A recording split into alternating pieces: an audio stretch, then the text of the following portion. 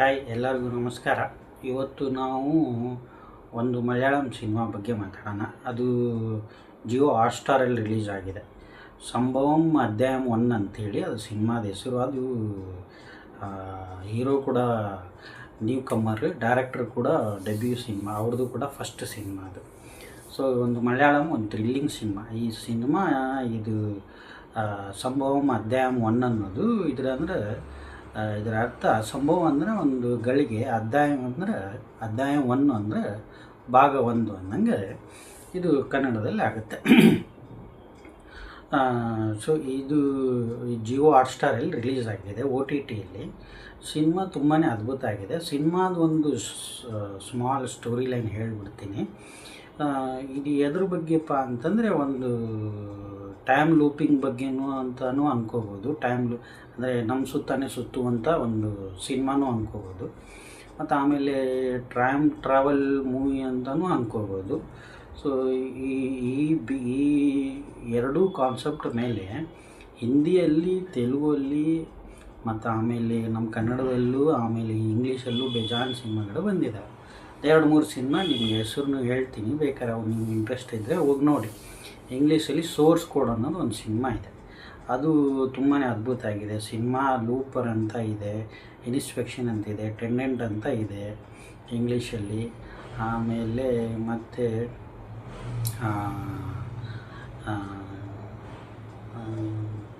ನಮ್ಮ ರೀಸೆಂಟಾಗಿ ನಮ್ಮ ಕನ್ನಡದಲ್ಲಿ ಒಂದು ಗಣ ಅಂತ ಒಂದು ಸಿನಿಮಾ ಬಂತು, ಪ್ರಜ್ವಲ್ ದೇವರಾಜ್ ಅವ್ರು ಮಾಡಿತ್ತು. ಅದರಲ್ಲಿ ಇದೇ ಥರನೇ ಇತ್ತು, ಟೈಮ್ ಲೂಪಿಂಗ್ ಬಗ್ಗೆ ಸಿನಿಮಾ. ಮತ್ತು ಮಲಯಾಳಮಲ್ಲಿ, ತಮಿಳಲ್ಲಿ ನಮ್ಮ ಸೂರ್ಯ ಸರ್ದು 24 ಅದು, ಮತ್ತು ಆಂಥೋನಿ ಮಾರ್ಕ್, ವಿಶಾಲ್ ಅವ್ರದ್ದೊಂದು ಸಿನಿಮಾ. ಸೊ ಇವೆಲ್ಲ ಟೈಮ್ ಟ್ರಾವೆಲ್ ಬಗ್ಗೆನೇ ಮಾಡಿದ್ದಾರೆ ಇದೆಲ್ಲ ಸಿನಿಮಾದ್ರಲ್ಲೂ. ಬಟ್ ಇವು ಎಲ್ಲ ಸಿನಿಮಾಗಳನ್ನು ಮೀರಿಸುವಂಥ ಇನ್ನೂ ಒಂದು ಸಿನಿಮಾ ರೀಸೆಂಟಾಗಿ ಬಂದಿದೆ. ಸಿನಿಮಾದ ಹೆಸರೇ ಈಗ ಹೇಳಿದ್ನಲ್ಲ, ಒಂದು ಮಲಯಾಳಂ ಸಿನಿಮಾ ಅಂತ, ಅದೇ ಸಂಭವಂ ಅಧ್ಯಾಯಂ 1 ಅನ್ನೋದು. ಸೊ ಅದು ಆ್ಯಕ್ಚುಲಿ ಇದು ಪಾರ್ಟ್ 1 ಅಂತ ಅವ್ರು ತೆಗೆದಿದ್ದಾರೆ. ಸೊ ಇದು ಇನ್ನೂ ಕಂಟಿನ್ಯೂ ಆಗುತ್ತೆ ಪಾರ್ಟ್. ಇದು ಜಿಯೋ ಹಾಟ್‌ಸ್ಟಾರ್ OTTಯಲ್ಲಿ ರಿಲೀಸ್ ಮಾಡಿದ್ದಾರೆ. ಸೊ ಪ್ರತಿಯೊಬ್ಬರು ಬಿಂದಾಸ ಕುತ್ಕೊಂಡು ನೋಡುವಂಥ ಸಿನಿಮಾ. 2 ಅವರ್ ಸಿನಿಮಾ ಇದೆ. ಬಟ್ ಎಲ್ಲೂ ಇದೆ, ಈಗ ನೋಡಿ, ಒಂದು ಕಮರ್ಷಿಯಲ್ ಸಿನಿಮಾಲಿ ಒಂದು ಫೈಟು, ಒಂದು ಸಾಂಗು, ಒಂದು ಕಾಮಿಡಿ, ಅದು ಇದು ಅಂತ ಆ್ಯಡ್ ಮಾಡಿರ್ತಾರೆ. ಬಟ್ ಈ ಸಿನಿಮಾಲಿ ಹಿಂಗಿಲ್ಲ. ಪ್ಯೂರ್ ಆಗಿ ಟೈಮ್ ಟ್ರಾವೆಲ್ ಬಗ್ಗೆ, ಟೈಮ್ ಲೂಪಿಂಗ್ ಬಗ್ಗೆ ಸಿನಿಮಾ ಮಾಡಿದ್ದಾರೆ. ನೀಟಾಗಿ ಮಾಡಿದ್ದಾರೆ, ಎಲ್ಲೂ ಬೋರ್ ಆಗಲ್ಲ.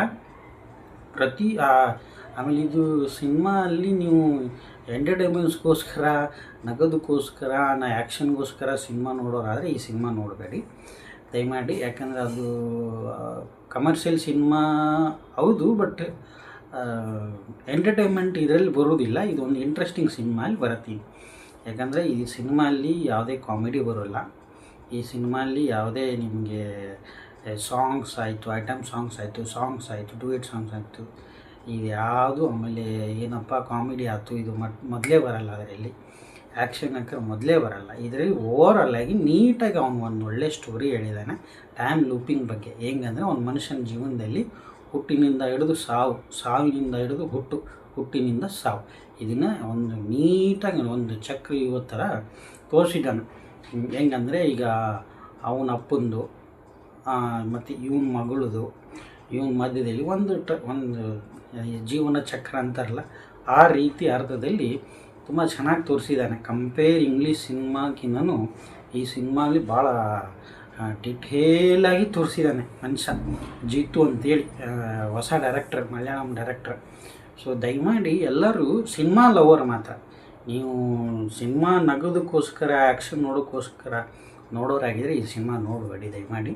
ಇದು ನಿಮಗೆ ಎಂಟರ್ಟೈನ್ಮೆಂಟ್ ಕೊಡಲ್ಲ. ಬಟ್ ಈ ಸಿನಿಮಾ ಏನಂದರೆ, ಈ ಸಿನಿಮಾ ಲವರ್ಗೆ ಮಾತ್ರ ಇದು ವರ್ಕೌಟೇಬಲ್. ಒಂದು ಒಳ್ಳೆಯ ಥ್ರಿಲ್ಲಿಂಗ್ ಮೂವಿ ನೋಡೋಕೆ ಯಾರು ಬಯಸ್ತಾರೋ ಅಂಥವ್ರಿಗೆ ಈ ಸಿನಿಮಾ ಅದ್ಭುತ ಆಗಿದೆ.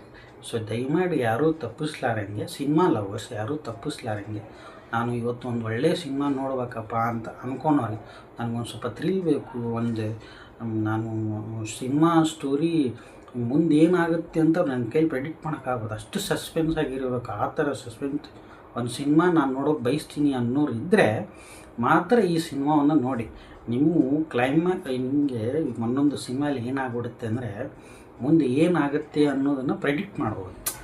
ಈಗ ಈಗ ಒಂದು ನಿಮಿಷದ್ದು 2 ನಿಮಿಷದ ಮುಂದಲ್ದು ಸ್ಟೋರಿನ ನಾವು ಊಹಿಸ್ಬೋದು. ಬಟ್ ಈ ಸಿನಿಮಾ ಅಲ್ಲಿ ನಾವು ಮುಂದೆ ಏನಾಗುತ್ತೆ ಅನ್ನೋದು ನಾವು ಊಹೆನೇ ಮಾಡ್ಕೊಳಕ್ಕಾಗಲ್ಲ, ಅಷ್ಟು ನೀಟಾಗಿ ತೋರಿಸಿದ್ದಾನೆ. ಕ್ಲೈಮ್ಯಾಕ್ಸು ಕೂಡ ಹೋಗ್ಬಿಡ್ತೀವಿ, ಆ ಥರ ಒಂದು ಅನ್ಇಮ್ಯಾಜಿನೇಬಲ್ ಕ್ಲೈಮ್ಯಾಕ್ಸ್ ಕೊಡ್ತಾನೆ.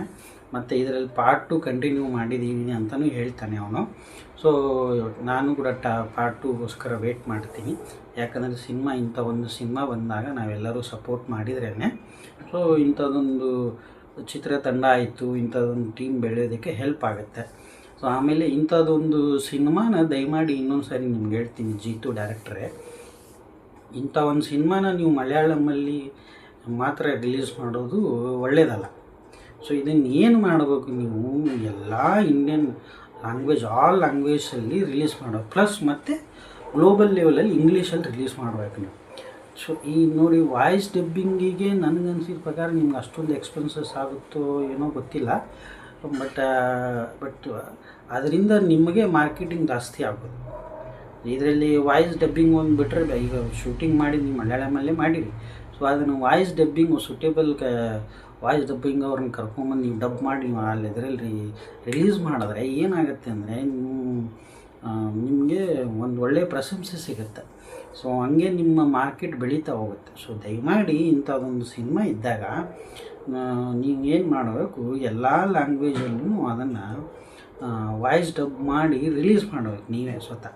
ನೀವು ಆಮೇಲೆ ಈ OTTಗೆ ನೀವು ರಿಲೀಸ್ ಮಾಡಿಬಿಟ್ರಿ, OTTಗೆ ನೀವು ಕೊಟ್ಬಿಟ್ಟಿರ್ತೀರ, ಅವನು 1-2 ಲ್ಯಾಂಗ್ವೇಜಲ್ಲಿ ರಿಲೀಸ್ ಮಾಡಿರ್ತಾನೆ.